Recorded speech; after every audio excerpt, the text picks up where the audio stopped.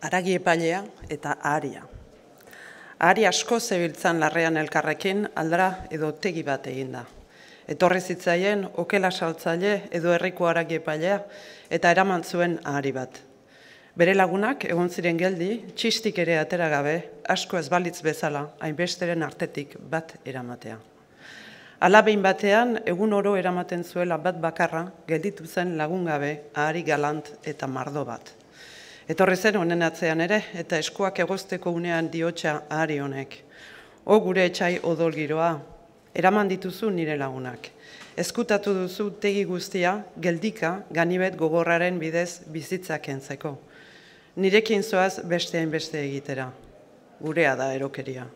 Elkar ondo hartu bagenu, lehenengo etorreran guztiok topeka egin bagenizu, gordeko ginen eriotzatik. Txoroak izan gara, elkarri ez laguntzeaz.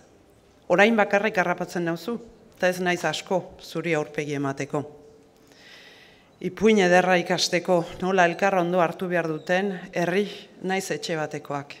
Ahari mehe bat erraz eteten da, ez elkarrekin soka lodi bat egiten bada.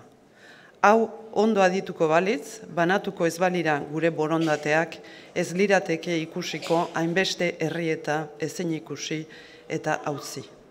Bada, arriskuari aurrez begiak ezarri, kalte handiak ez daitezen etorri.